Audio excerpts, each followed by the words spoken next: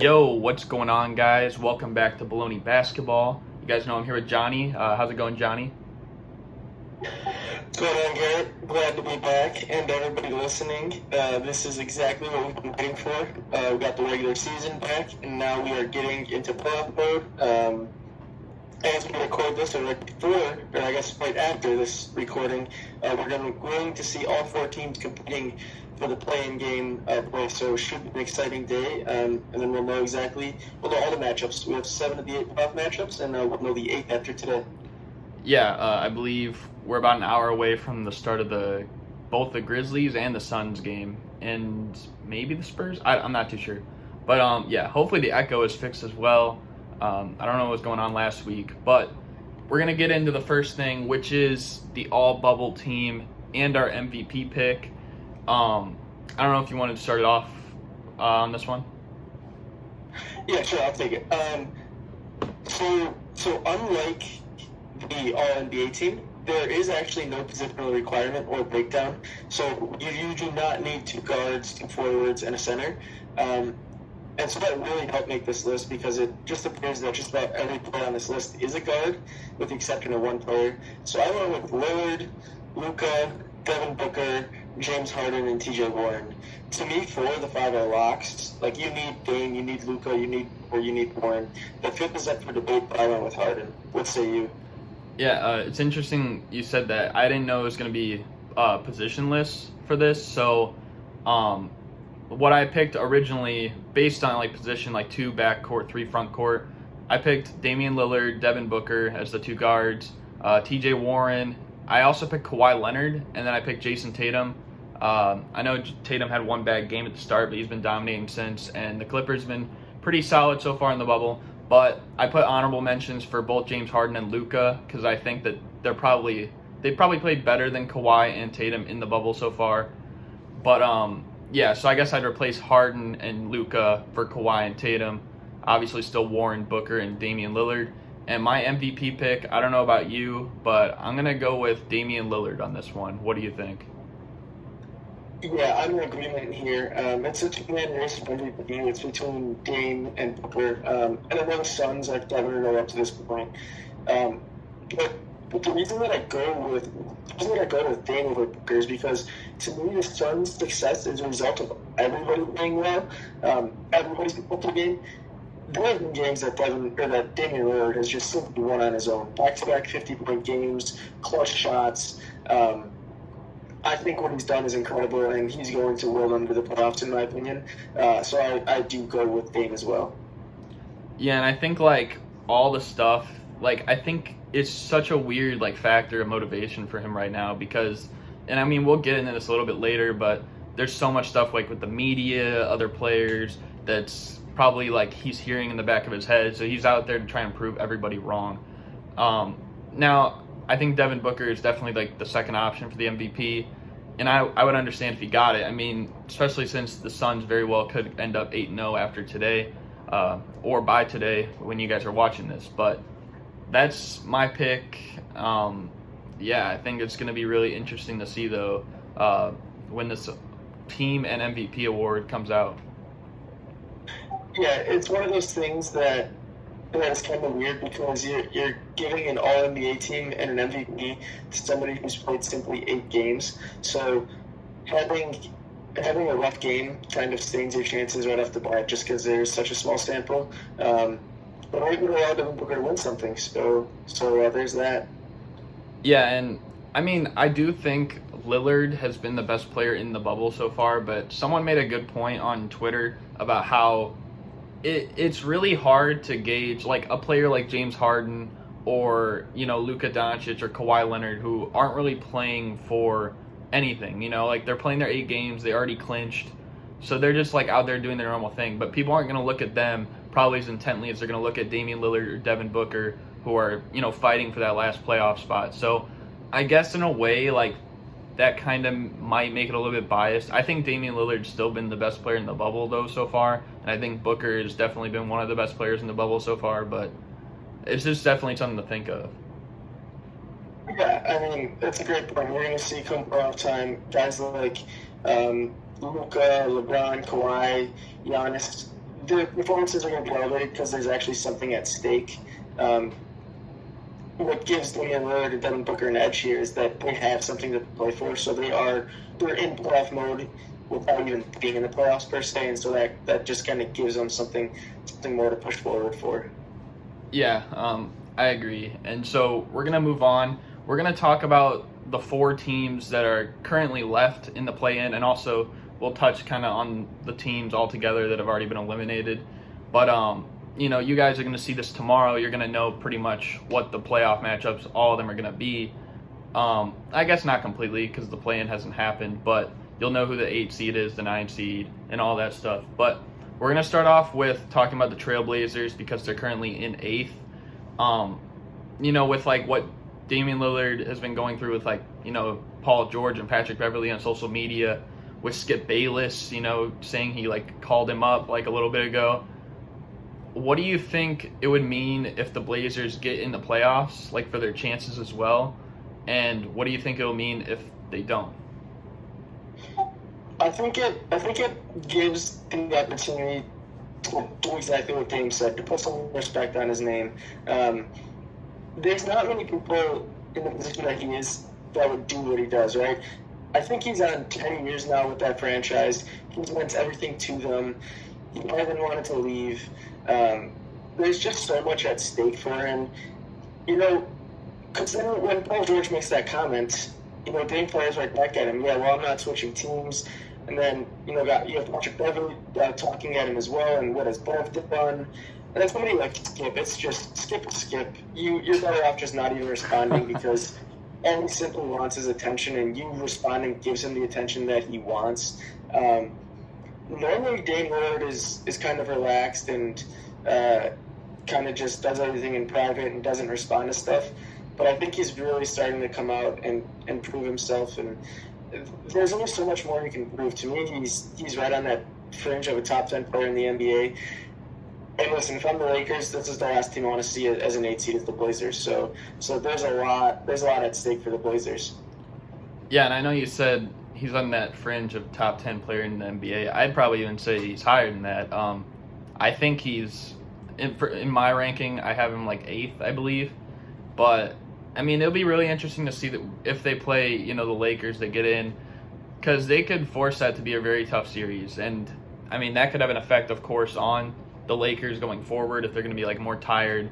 They're going to have to convert more energy, trying to beat the Blazers as opposed to maybe the Suns or the Grizzlies or the Spurs or something like that. But yeah, and I think first of all, I will touch, if they do not happen to get in, then that might be a big thing towards Damian Lillard, because realistically they should be able to be in over the Grizzlies, over the Suns, over the Spurs. I don't think that any of these teams really compare to Portland. But, if they do get in and Dame is playing like this, and who knows? I mean, they very well could test the Lakers, maybe even a chance they could beat them. They're one of the better 8 seeds we've seen in a long time. But what I was going to ask you is, do you think that Skip Bayless is kind of lighting this fire under Dame to maybe try and make him go off so that he could, beat LeBron or something? Because I know he's always had a stigma for LeBron. So do you think it's maybe he's trying to do something with that, or no?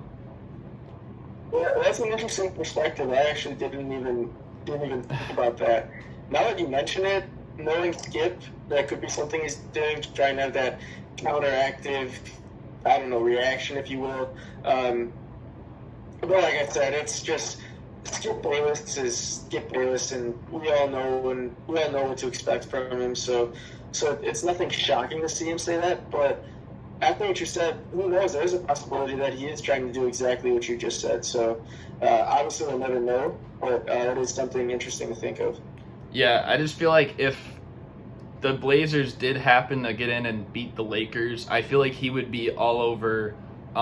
He almost, because lately seems like hating on Damian Lillard a lot on his show, Undisputed.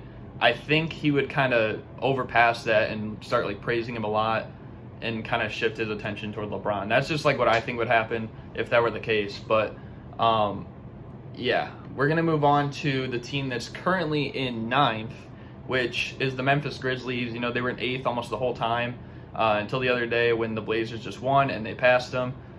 So what do you think about the Grizzlies' chances now of getting in? They do play the Bucks. There won't be any Giannis because he got suspended, and maybe not some other players if they rest some of them. But what do you think their chances are still of at least getting in the playoffs or the play-in? And what do you think about it if they don't get in? Yeah, so I think the only chance lies in the play-in. Portland has Brooklyn today, and while Brooklyn is playing Jarrett Allen and Karis LeVert, this should be a win for Portland. And if they win, then they have that 8th seed. So to me, the Grizzlies their only hope is the 9th seed. I have not quite looked into all the tiebreakers and whatnot, where if both the Suns and the Spurs win, as do the Grizzlies. I'm not sure how that shakes out. But regardless, the Grizzlies need to take care of their own business and beat the Bucks. Without Giannis tonight, I don't expect to see Middleton, Lopez, Wes Matthews, Bledsoe, not necessarily at all, but just not a lot. Maybe they'll play their first rotation and that's it. What I wanted to touch on is, at the beginning of this, on paper, everybody was talking about how Grizzlies had the easy schedule. But I don't know if you guys remember, Gary and I kind of touched on this, where it's not just the teams you play, but the circumstances that are surrounding them. Because we've seen a lot of teams rest their players, but it's those teams in the middle of the pack that aren't considered to be as good, that are still fighting for playoff positioning. Those are the teams that ended up playing all their stars, and that's kind of where the Grizzlies got screwed over, if you will. So it's not looking great for them, but no Giannis certainly helps their case. Yeah, and I think all the Grizzlies have to do is, I think, win today. And then if they win today, then, they'll get in the play-in as the 9 seed or maybe the 8 seed if the Blazers lose too. But, yeah, it'll be tough. But, of course, Bucks are likely going to rest their players. A lot of these teams are going to rest their players, even like you said, Karis LeVert and Jarrett Allen are supposed to play against the net or for the Nets today. But I don't know how much they're going to play. They might be on a minutes restriction and play only one quarter, 2 quarters, because the Nets pretty much already clinched the 7th seed. But in terms of the Grizzlies, I think if they miss the playoffs, it's not really a huge deal anyways, because they've made a lot of strides this year. If they make the playoffs, I don't know if they can really even match up well with the Lakers.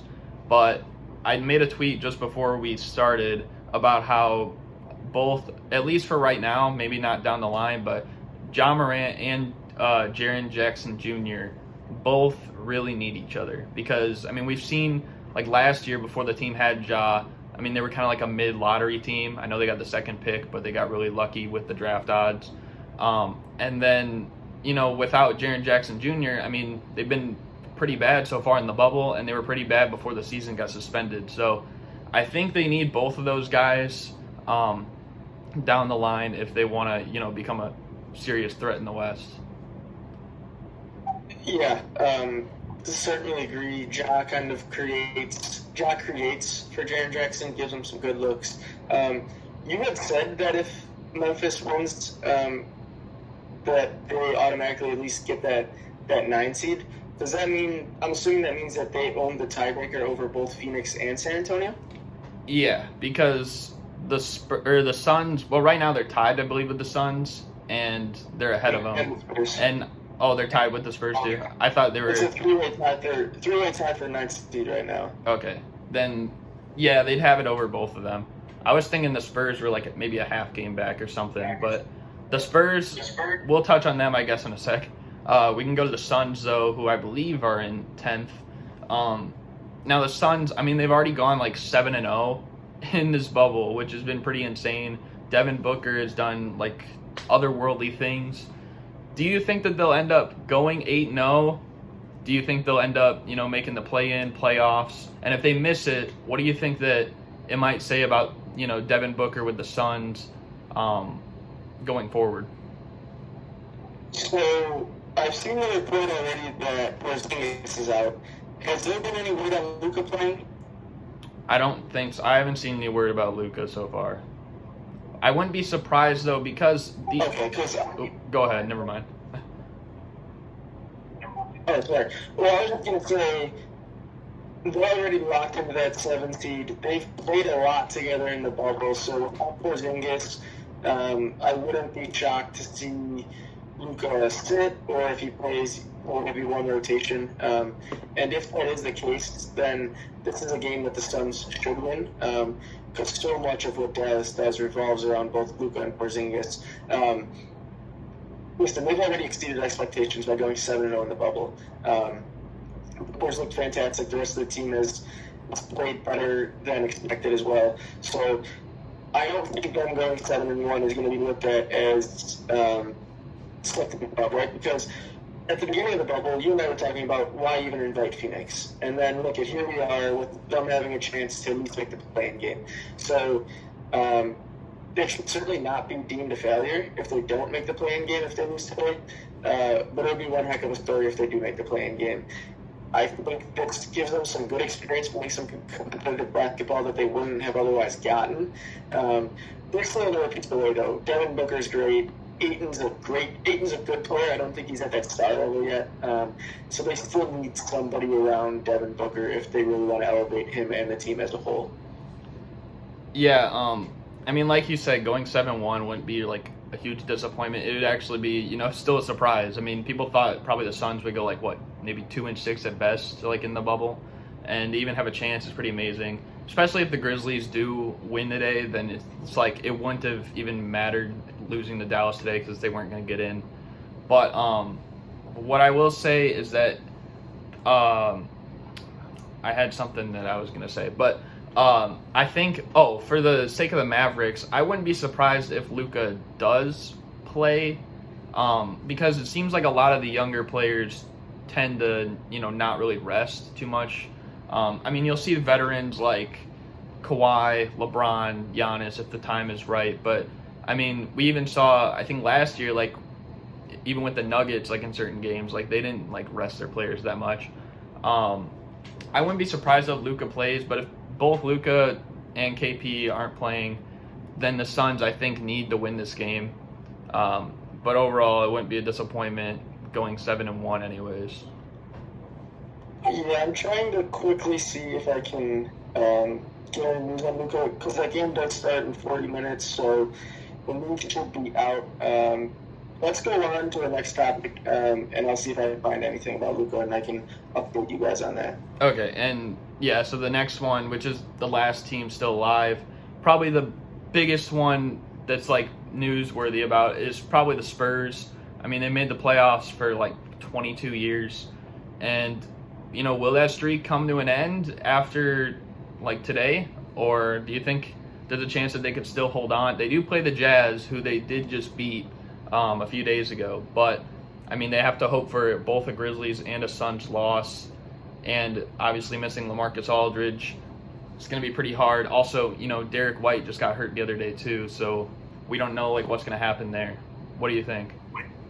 Yeah, so on the surface, it would look as if the Grizzlies had the hardest matchup today with the Bucks, but with no Giannis, it probably means that the Spurs actually have the toughest matchup with the Jazz, because the Jazz did just rest all their starters, so I wouldn't be surprised to see them at least play sometime today. But I think that the Spurs can and actually will win this game.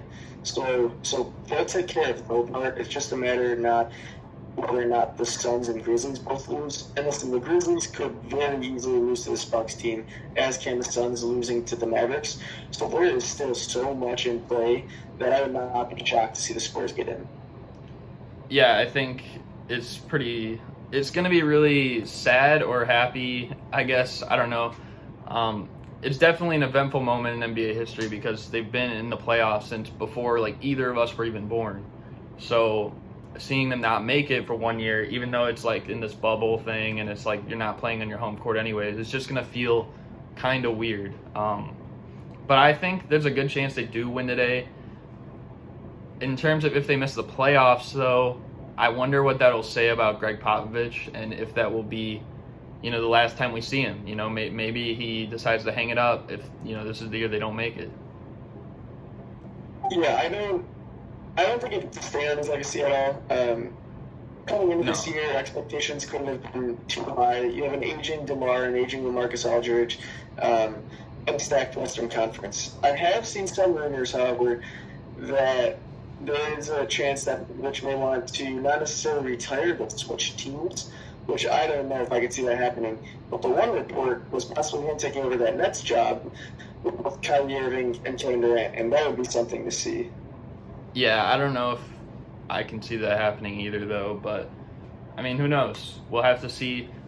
In terms of the other teams, though, such as the Pelicans, the Kings, the Wizards, who, they've all been pretty much eliminated by now. What's in store for them next year, do you think? Yeah, so if we take this one team at a time, with the Pelicans, their focus is on one thing and one thing only. That's making sure that Zion is healthy and in game shape from around the start of the regular season. They have a core, unlike these other two teams, to really build around. Zion, Drew Holiday, Brandon Ingram, Lonzo Ball. It obviously takes some time to mesh, but for a team that's missing the playoffs and going to get a lottery pick on top of this, they actually, they might have 2 lottery picks actually with they should have 2 first-round picks with the Lakers. Regardless, they're probably best suited out of the 3 teams. Looking at the Kings, I think they have to decide on either Bogdan Bogdanovic or Buddy Hield. There's not a spot for both of them on this team. Health is also an issue with them. Fox and Bagley need to get back to where they were. Harrison Barnes has just been Harrison Barnes. Nothing more than an average player on a great contract, or on an expensive contract, I'm sorry. So I don't know exactly which direction they're going to head. And then with the Wizards, John Wall will hopefully be healthy. Steven Newport left with him. You left Bowman Beal. You gave time to Troy Brown and Rui Hachimura in the bubble. Thomas Bryant has looked good. See what you can get in the draft. I wouldn't put high expectations on him, but I think that they are at least somewhat decently suited for next year. Yeah, and I mean I'll run through it as well. So in terms of the Pelicans, I think that they have a lot to look forward to next year. Obviously they're gonna have Zion from the start, another year under their belt in the New Orleans system too, with the guys that came over from the AD trade and Ingram and Lonzo. You still have Drew Holiday, unless maybe they trade him, and JJ Redick as well. I think that that's definitely a team that's going to be competing for the playoffs again next year. Especially when there's some teams up there like Oklahoma City. We don't know what's going to happen still with them. I mean, they very well could trade Chris Paul like we thought a year ago. But I mean, they're going to be up there. In terms of the Kings, I think that they've just been really unhealthy all year. De'Aaron Fox has missed a ton of games. I believe Marvin Bagley got hurt the very first game, and then he came back, and the next game he got hurt right again. So we haven't even seen what they looked like 100% healthy, and the year before that they were almost a 500 team, and they got the 9 seed. So they very well could be in that mix yet again. And as for the Wizards, I mean, like you said, they're going to have John Wall back, they're going to have Bradley Beal back, and if both those guys are 100%, I mean, that's one of the best backcourts in the league. And I mean, they very well could see themselves potentially as high as a mid-tier playoff team, but I think that they would likely be in the playoffs for sure. Maybe there's a lot of talent now in the Eastern Conference though, so maybe a 7 or 8 seed. But I mean, they'll definitely be more entertaining to watch this year than they were, or next year than they were this year. Yeah, I think I'd cap their ceiling at maybe the 7 seed. I know John Wall's coming back, but you still have to think about your powerhouses in the East: the Bucks, the Celtics, the Raptors, the Pacers, the Sixers, the Heat. The Nets are going to be healthy, so I don't really see the Wizards being better than any of those teams, but I could still see them grabbing one of those last 2 playoff spots that belong to both the Magic and the Nets this year. Yeah, and we don't know what version of John Wall we're going to get either. Very well, there's also some younger teams that if they put it together, maybe the Bulls. I know we're kind of still hoping for that, but I mean, they could potentially be in the playoff mix too next year if maybe they fire their coach and stuff like that. But yeah, that's basically the roundup for all the teams that are kind of in the lower part of the bubble standings right now. But we were going to make our playoff predictions as of right now. We pretty much have every playoff series set except for the 8 seed in the West. But I mean, we can kind of hit on each team there. So in terms of the East first round, we got the Bucks and the Magic. What do you think about that series? Who wins? Bring out the Bulls. I'll take the Bucks in 4. Yeah, I'll take Bucks in 4 too. I would have said maybe 5 if Jonathan Isaac was healthy, but I got Bucks in 4. In terms of Raptors Nets, who you got in this one? It's the Raptors. Once again, I don't even think I can see the Nets winning a game. I'll go Raptors in 4 as well. I have the Raptors in 5. I think that there's going to be a game where Karis LeVert just goes off. I wouldn't be surprised if he got like 40 points in a game.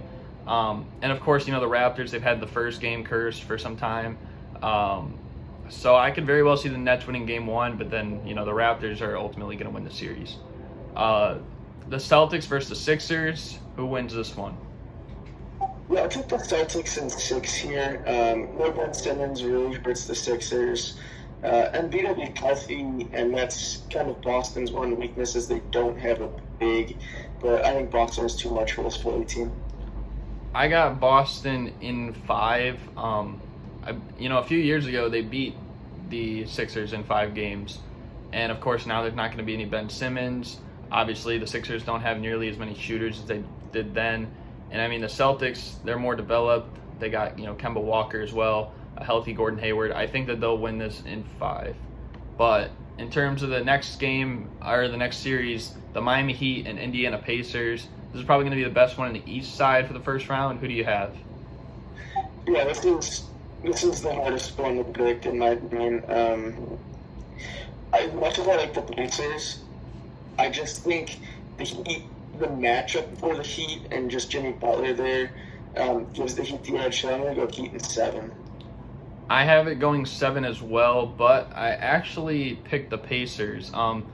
There's rumor that apparently Domantas Sabonis will likely be back for the playoffs, and if they get him back, and obviously they got Oladipo, Brogdon, Warren, and Turner. If that's your starting unit, then I think theirs kind of blows the Heat out of the water. They both have pretty good depth. Obviously, the Heat have better coaching, and they both have a lot of shooters off the bench. So it definitely goes 7. But I mean, I've said multiple times, I think that if this Pacers team can put it together and be healthy, I think that they're very underrated.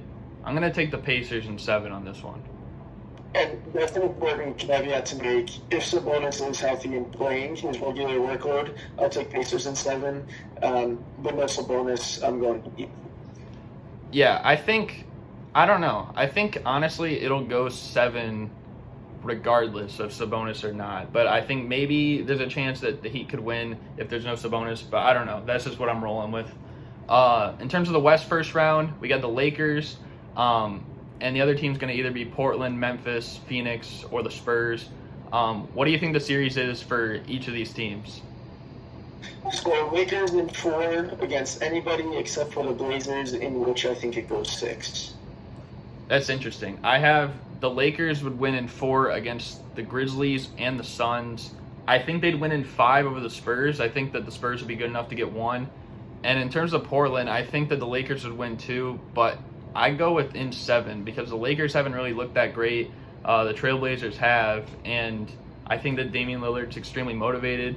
I think that I'd trust, LeBron and AD in a Game 7 probably over, Dame and CJ, especially with, the lack of probably depth for Portland right now. Still, they do have some injuries, but I think it goes 7, and I think the Lakers will end up winning though. Were you going to say something?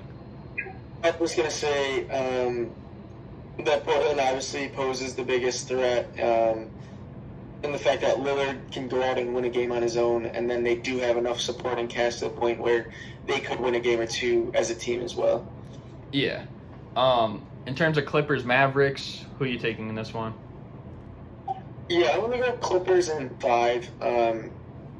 The Mavericks just have a terrible draw here because they have the greatest offense in NBA history per their rating, but the draw is so bad, and they don't have anybody to throw at both Kawhi and PG.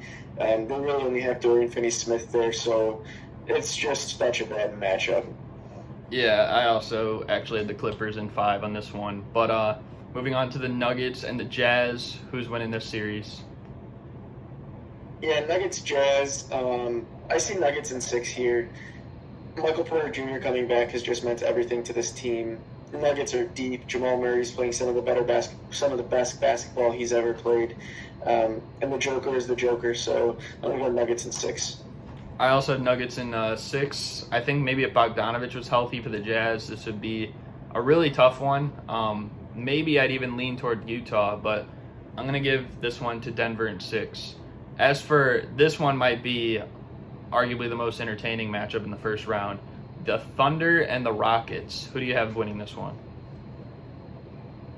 Yeah, so we just got news today that Russell Westbrook is going to miss at least part of the series with a quad strain. We don't know exactly how many games he's going to miss, so that obviously alters the decision making.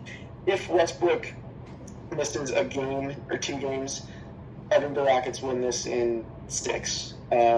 If he misses 3 or 4, I think the Rockets win in 7. If he misses the whole series, I'm taking the Thunder in 7. That's interesting that you went that way. I actually chose the Thunder in 6. I think that, like you said, Westbrook, he's dealing with an injury right now. But I think Chris Paul is going to be extremely motivated to try and get that series win over James Harden. He's already lost to him in the playoffs in 2015 when he blew like a 3-1 lead. And, people kind of looked at Chris Paul in Houston when he left as like, oh, he's washed. He's not the same player anymore. But I think he's out for revenge this whole season. He's arguably top 5 in MVP voting. Granted, so is Harden. But I don't know. I think Chris Paul is going to come out extra motivated. And, the Thunder have played good. They played really good against the Rockets in the regular season so far. I got the Thunder in 6 on this one. I don't think that this game, I don't see how the series goes less than 6 games. And then, every time you play the Rockets, it's how does your big guy work against them? Because the Rockets go small ball, you have to think about how Steven Adams fits into the picture. He's a great rebounder. He's not a great post-up player, but he can score down low. So I think him not really having a post-up game kind of hurts him in this matchup. But it's, regardless of the basketball being played, it's just so entertaining with the storylines off the court. Yeah, I agree. And did you want to keep going with like the further rounds, second round, third round, all that stuff? Yeah, we can do that. So that would mean what we have Bucks versus for you Pacers, for me Heat. Yeah. I go Bucks in 6 regardless of who they play. Yeah, I had Bucks in 6. The Heat would give them a really good test because obviously they beat them multiple times this year. The Pacers, they did beat them once this year, and that was one of the few games the Pacers were fully healthy. So I think it goes to 6 definitely, no matter what. In terms of the Raptors-Celtics, who do you have winning this one? Yeah, I'm going to go, this might be, no, I was going to say matchup in the second round, but probably not just because of what we're going to see in the West. But two of the greatest coaches in the game, 2 of the better younger players. I see Celtics winning it, but I think they take it in 7. I think this is going to be a grinded out type of series. A lot of games with scorelines under 100 points. I go Celtics in 7. Yeah, I have Boston in 7 too. I think the Celtics, well, the one thing about the Raptors is that in terms of like the top-notch teams in the league, they really haven't fared quite as well as the other contenders like the Bucks, the LA teams, the Celtics, even like the Rockets and stuff like that. I don't know if the Raptors are going to be able to hold off the Celtics, so I have Boston at 7. In terms of the Lakers versus, for you, the Rockets, and for me, the Thunder, what do you think? Yeah, I think that the Rockets actually pose a big threat to the Lakers. I think the Lakers going with the traditional bigs actually kind of hurts them in this situation because I don't know how much JaVale McGee and Dwight Howard can play. Jeff Green is going to be the Lakers or the Rockets' answer to Anthony Davis, if you will, him and PJ Tucker. So that obviously isn't great in itself. But Robert Covington is on the team as well. I could see the series going 7. I'm gonna go 6, however, and I'm gonna go Lakers in 6.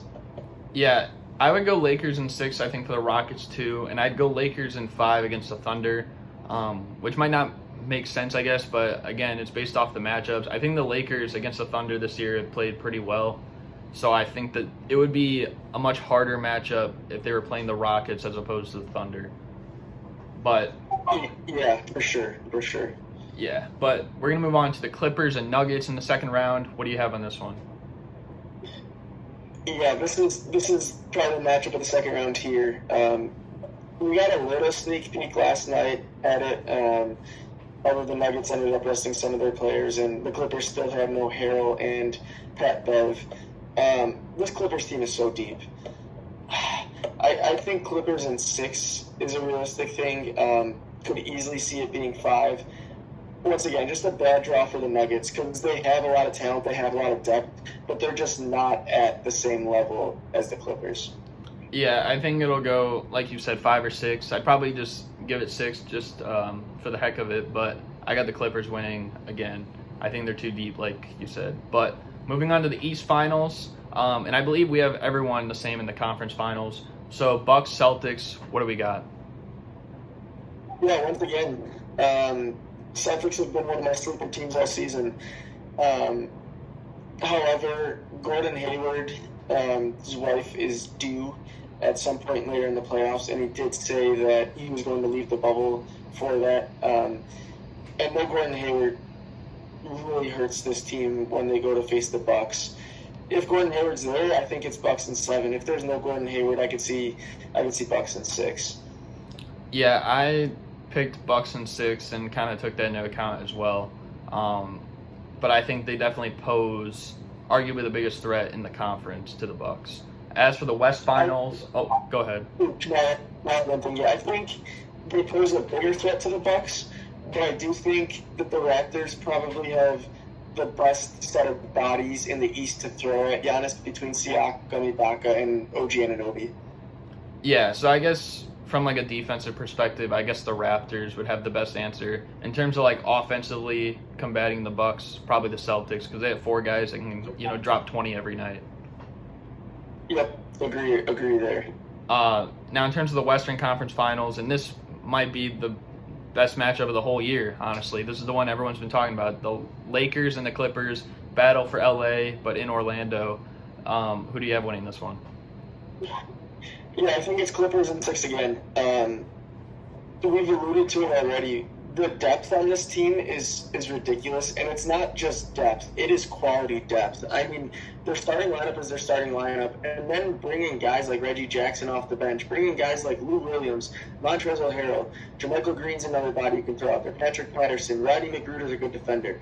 There are just so many bodies on this team that they can beat you in so many ways. And it's not like it's just a deep team. This team has star talent up at the top. You have Paul George. You have Kawhi Leonard. That's what it takes to win an NBA Finals. Is you need those 3-and-D wings. You need those guys that can operate on the perimeter. And you have 2 of the best, if not the 2 best, 3-and-D wings in the game. So I got Clippers in 6. Yep, I also have the Clippers in 6. I think one thing that you said that was kind of interesting is, and I was about to like kind of jump in. You're like, their starting lineup is their starting lineup. And their bench is a starting lineup pretty much too. I mean, guys like Lou Williams, Montrezl Harrell, like these would be guys that would start and honestly be near all-star caliber players on almost any other team because that's just how good they are. That's how deep they are. I think that they're well coached, and they have a lot of veterans, and they have, I think, a lot of stigma as well towards the Lakers because I mean, some of those players like LeBron or Danny Green, J.R. Smith, like they've lost to them in playoff series before. So I think that they're going to come out extra motivated to try and get it done. And I don't know if they'd let it even get to 7.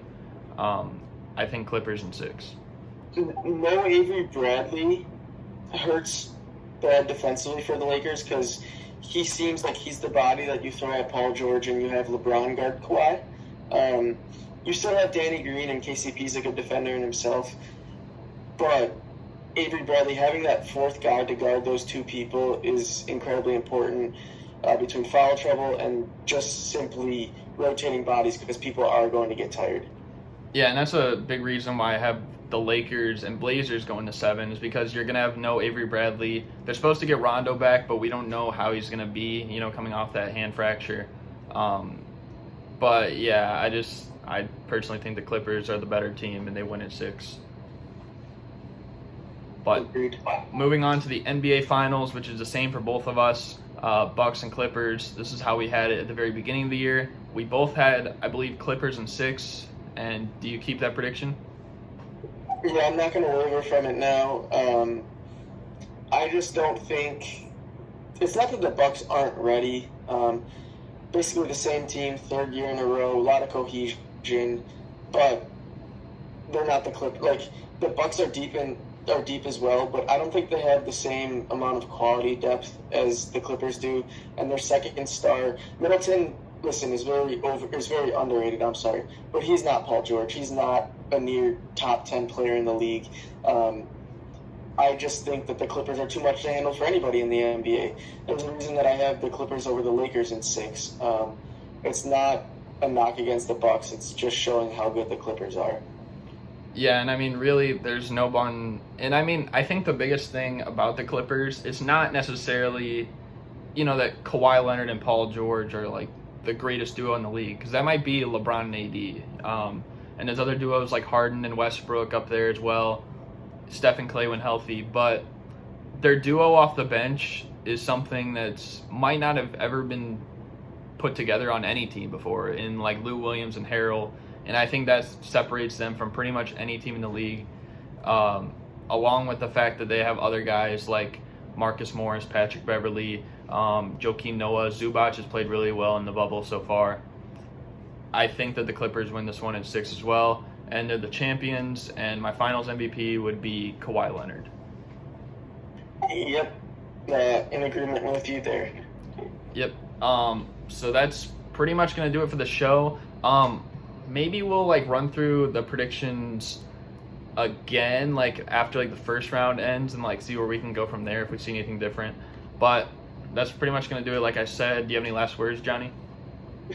No, I don't. So we're gearing up. We're getting ready for playoff basketball. We'll have the play-in game later this week, and then the playoffs are slated to start on Monday.